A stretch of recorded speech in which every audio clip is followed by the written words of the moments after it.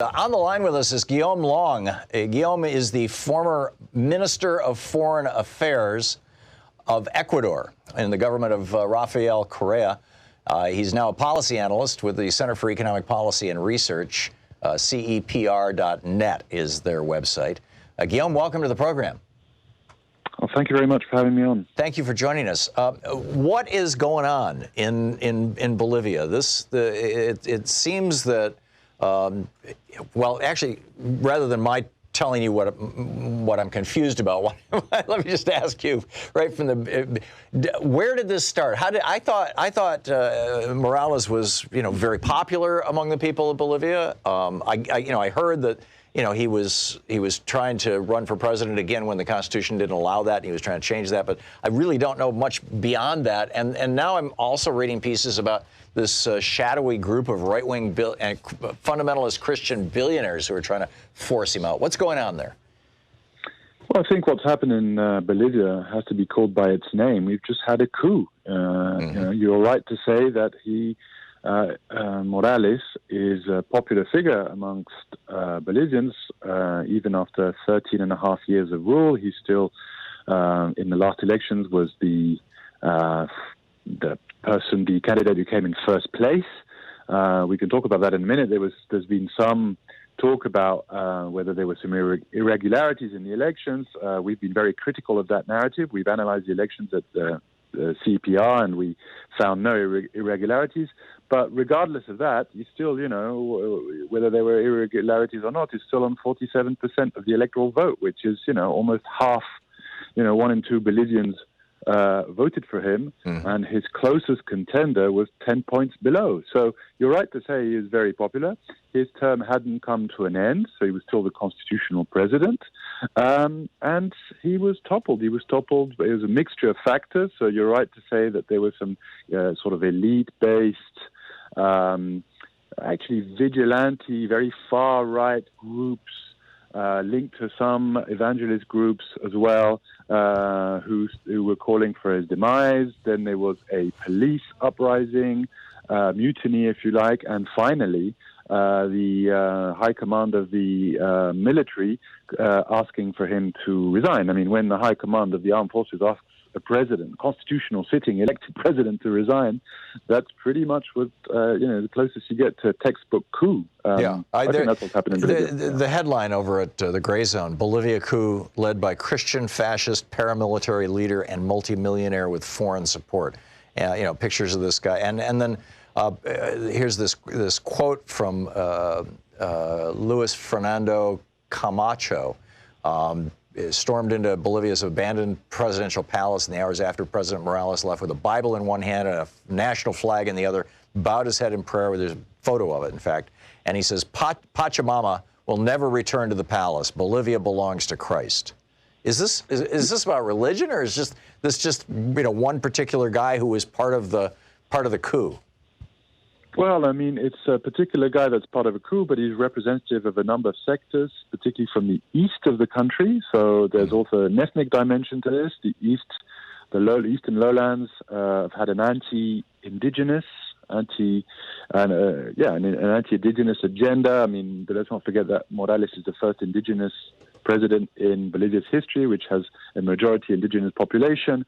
And there's been an ongoing issue with a group of people in the east, particularly, again, from the elites, even at some point having a separatist agenda, right? Wanting to separate directly from Bolivia. This is one of the issues leading to the diplomatic problems, actually, between Evo Morales' government and the United States. There has been no exchange of ambassadors between the U.S. and Bolivia since 2009, because the Bolivian government in 2008 accused the United States of being behind these separatist groups. So there are a number of issues, but certainly the person you mentioned, Camacho, very far-right character, who wasn't even a candidate in the elections, right? It's important to bear in mind that this leader of the coup wasn't even a candidate in the elections. Has sort of been leading this hodgepodge mix of different actors, but basically from the hardcore right wing of Bolivia to topple the president. So what does this mean for the region? What does this mean for the fate and future of the Americas? What impact could this have on the United States? And you know, when President Morales first accused the United States of you know, basically messing in his country, was he accusing our government, or was he accusing right-wing billionaires in the United States who were funding those folks? I mean, was it, you know, was it being, because that was during the Obama administration, wasn't it? Yeah, I mean, it's always difficult. The relationship between Latin American states and the United States is a complex one. And we're not going to go into much detail here, but it's not, I mean, it's not just the administration, right? The United States is a complex, very large, complex state with all sorts of agencies and more or less deep institutions and less deep institutions and so on and so forth. So you're dealing not just with a president, you're dealing with a long history of the United States, even in its national security doctrine, considering Latin America as a docile backyard, which is part of the problem, because it means you're having recurrent forms of nationalism questioning that domination, that hegemony on behalf of the United States. And so, yeah, the first decade and a half of the 21st century, you had a series of progressive leftist governments in Latin America questioning that domination, and certainly Evo Morales was one of them. He nationalized his natural gas. He did a lot of pro-poor policies. You know, he reduced extreme poverty in Bolivia, which was one of the highest, certainly in the Americas, maybe even in the world, from 40% of Bolivians being in extreme poverty to 17% of Bolivians being in extreme poverty. So that's also why he's very popular. But again, with a lot of redistribution, a lot of the kinds of policies that the Bolivian elites, strongly allied to the United States, didn't necessarily like. What this means for the region, you know, at the moment we're seeing really tragic hours in the region. Yeah? After years of democratization, we're seeing the advance of authoritarian practices, a lot of political prisoners here, there, and everywhere, and political persecution. Not just Bolivia. Not just Bolivia, you're seeing Mexico playing its erstwhile role that it used to play in the 60s and the 70s when we had military dictatorships in Latin America. And now a lot of Mexican embassies in the region, including in my country in Ecuador, but also now in Bolivia, receiving all these people fleeing political repression. So it's kind of a real flashback to the 60s and the 70s, the Cold War. Things are very difficult right now in Latin America. It's very polarized between right and left. So what's happened in Bolivia is a consequence of that. So might we be seeing the beginning of the reemergence of El Salvador under the Reagan administration is the one that you know most vividly sticks in my mind, particularly after John Negroponte went down there and suddenly death squads started happening and people started showing up with their hands tied behind their backs and a bullet in the back of their heads. Is that the direction that we're seeing this part of South America go? I mean, we're certainly trying to avoid this. I think the people on the political left who were once in power have shown that they want to compete democratically.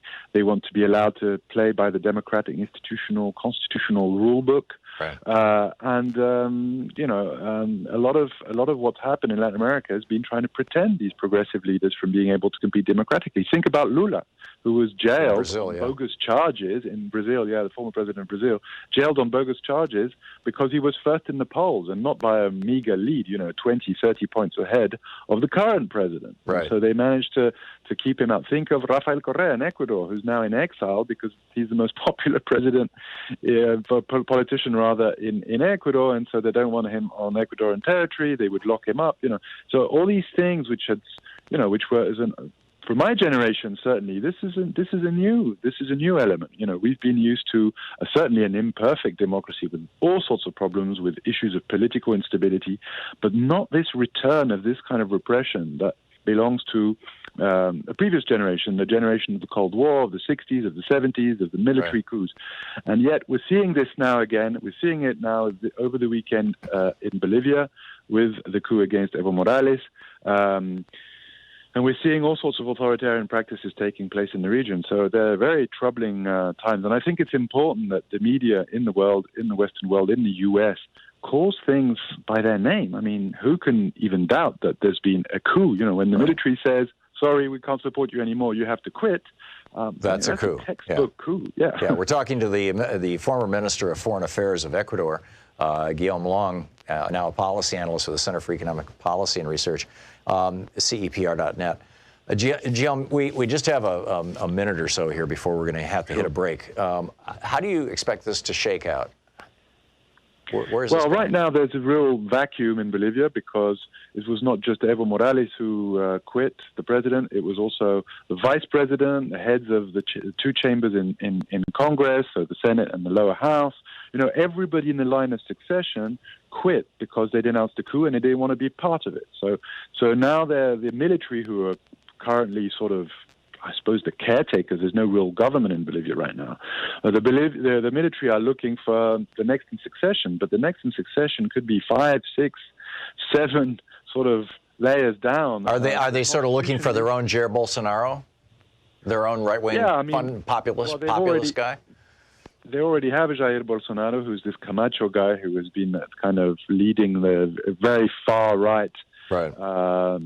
Vigilante sort of coup with people in the streets. But now they need someone to organize elections, and everybody who was in the line of succession has quit. So they're going to have to, whichever way they do this, it's going to look bad. It's not going to be constitutional. It's a really sad day for Bolivian democracy, its institutions. And, of course, Morales is in exile. He's just landed in Mexico now.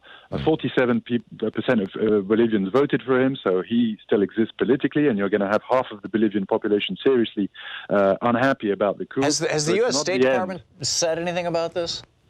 Oh, yeah, absolutely. It's an absolute endorsement of what they call democratization, and in fact, they use the word "we celebrate." So so we are celebrating and endorsing a military coup in a nearby country. That's amazing.